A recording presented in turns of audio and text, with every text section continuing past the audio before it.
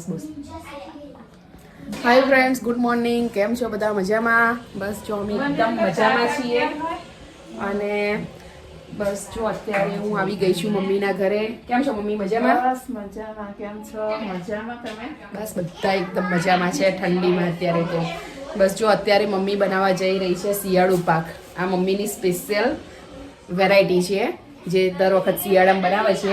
Generally બધા બનાવતા હોય છે, અડદિયા પાક બનાવતા હોય છે, ગુંદર પાક બનાવતા હોય છે, પણ આ બધું મમ્મી બધાનું એક જ મિશ્રણ એટલે શિયાળુ પાક. હે ને મમ્મી? આમાં અડદિયા પાક બી આવી ગયું, દરેકે દરેક વસ્તુ આવી ગયું, ગુંદર પાક બી આવી ગયો. આટલા ઇન્ગ્રેડિયન્ટ્સ છે બધા હેલ્ધી વસ્તુ શિયાળામાં ખાવા માટે.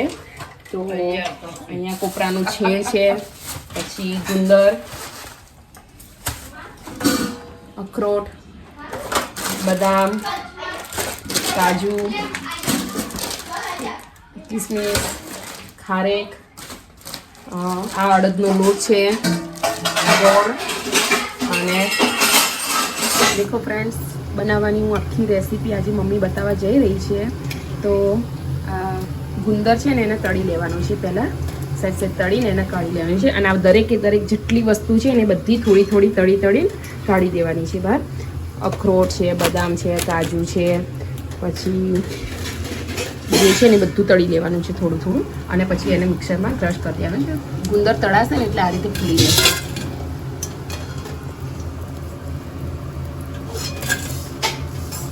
બાજુમાં મમ્મી કોપરું છીણી રહી છે, બાકી છીણેલું છે જ બાકીમાં. અને આ રીતે બદામ થોડી થોડી શેકીને ઘીમાં શેકીને કાઢી લેવાની છે. હજુ ગુંદર તળાઈ છે.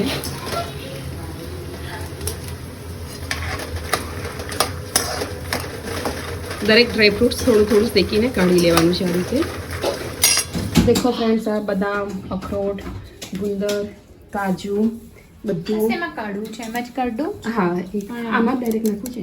આ રીતે પીસી લેવાનું છે. કાજુ આ દરદરું પીસી લીધું ને એવી રીતે આ દરેક વસ્તુ થોડી થોડી તળીને પછી પીસી લેવાની છે. પેલી કોથળી, આ કોથળીમાં મૂકી દો લો, પછી એ હજુ પેલા પાયામાં નાખવું પડશે ને.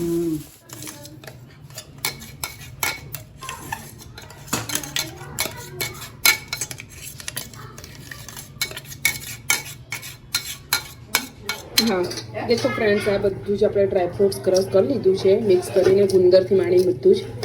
અને આ બાજુ અડદનો લોટ ચાળીને લઈ લીધો છે.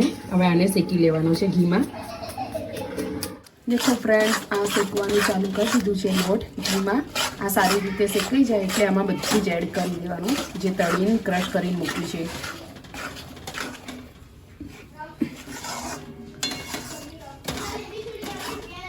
સ્મેલ આવવા માંડી. હા મમ્મી, દેખો આ સરસ રીતે શેકાઈ ગયો છે અડદનો લોટ ઘીમાં. આ બાજુ ગોળ ઘીનો પાયો થઈ રહ્યો છે.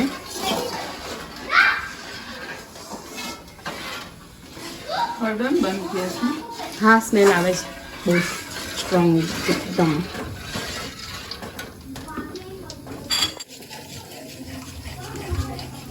પકડો, આવશે.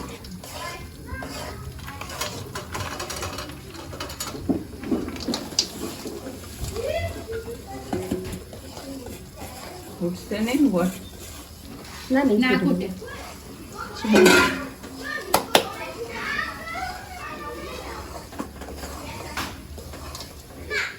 દેખો અહીંયા ગોળ ઘીનો પાયો થઈ ગયો છે. અને એની અંદર કોપરાનું છીણ નાખી દીધું આપણે, જે કોપરું છીણ્યું હતું એ. અને કિસમિસ નાખી દીધી. કાપડી પાવડર નાખી દઈશું.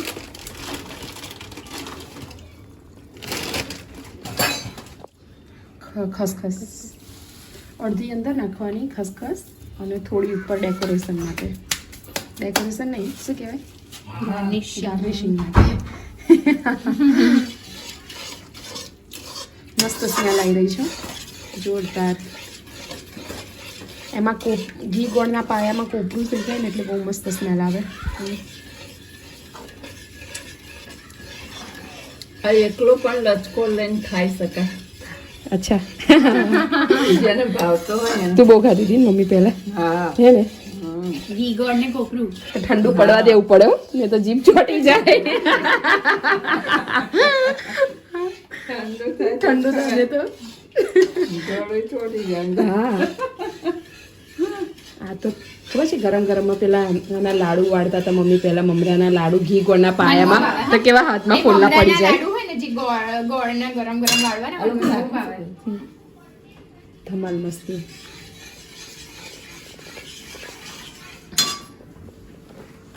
નાખી દો અંદર. હવે એમાં આપણે જો સૂંઠ કંઠોળાનો પાવડર એકલો નાખવો હોય તે નખાય, 32 નાખવું હોય તો એ નખાય, અને આવી રીતે કાટલું પાવડર મળે છે માર્કેટમાં તૈયાર, એ નાખવું હોય તો એ નાખી દેવાય. મેં કાટલું પાવડર તૈયાર નાખ્યું છે.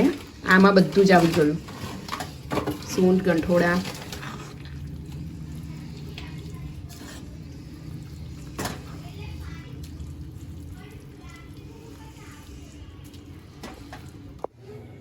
દેખો ગોળ ઘીનો પાયો થઈ ગયો છે. હવે આપણે આ શેકેલો લોટ હવે આ અંદર છે ને નાખી દીધો. તાવેતાથી આમાં પાડજો સહેજ.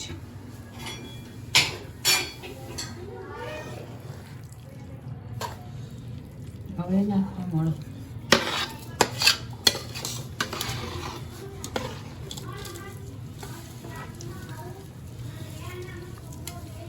આ બાજુથી પડે નહીં. હા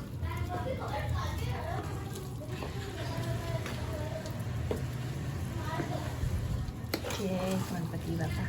મસ્ત બને. દેખો અહીંયા સરસ રીતે મિક્સ થઈ રહ્યું છે. આ બાજુ મેં બંને ટ્રેની ગ્રીસ કરીને મૂક્યું છે ઘીથી. પછી આમાં ઠારી દઈશું આપણે નાખીને સરસ રીતે મિક્સ કરીને. દેખો ફ્રેન્ડ્સ રેડી છે.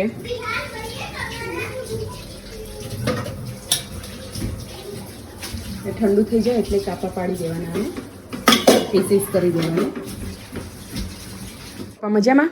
બસ બચ્ચા મજામાં. તબિયત પાણી સરસ? ઠંડી બરાબર આવી છે ને તમારે તો? ઠંડી તો આવે એવું છે?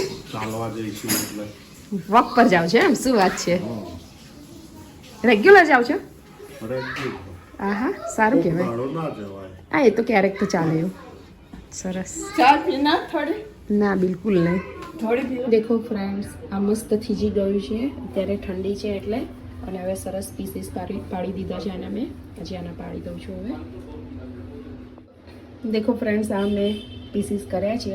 હવે આપણે ટેસ્ટ કરાવીએ બધાને કેવું લાગે છે. કર્યું ને આવ્યા એટલે કેવું લાગ્યું? સારું છે? મસ્ત ને? આનંદ આવી. ખાઓ ખાઓ તાર. સરસ. બસ આ એક શિયાળામાં એક વખત ખાઈ લો તો તમે 12 મહિના ઘોડાની જેમ દોડાય. આમ એકદમ સ્ટ્રોંગ. જે ઘૂંટણોના દર્દ ને બધું થાય છે ને તકલીફ બધાને, કમરના તે ગુંદરના લીધે એનાથી રાહત રહે. સારું બને ને પણ? હા એ તો એક સાથે બધું ડ્રાય ફ્રૂટ્સ આવી જાય. એક તો લઈને ખાઈ નથી શકતા બરાબર. આપણે થોડી આળસ આવે છે. આ 1-2 પીસ ખાઈ લો સવારે તો ઇનફ છે.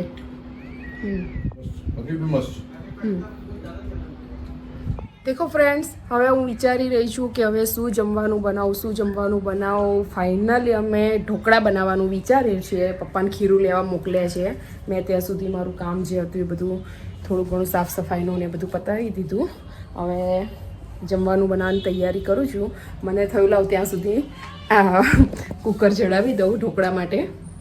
એટલે મેં કુકર મૂકી દીધું છે પાણી ભરી ગરમ કરવા માટે. કે ખીરું લઈને પપ્પા જેવા આવે ને એવા તરત અંદર ખીરું મૂકીને ઢોકળા બનાવવા મૂકી દઉં. પણ પછી મને વિચાર આવ્યો કે ઢોકળાને ખીરું નહીં મળે તો એટલે જોઈએ કે શું થાય છે, મળે છે કે પછી પચકો થઈ જાય છે મારો. મેં તો તૈયારી તો ફૂલ કરી દીધી છે.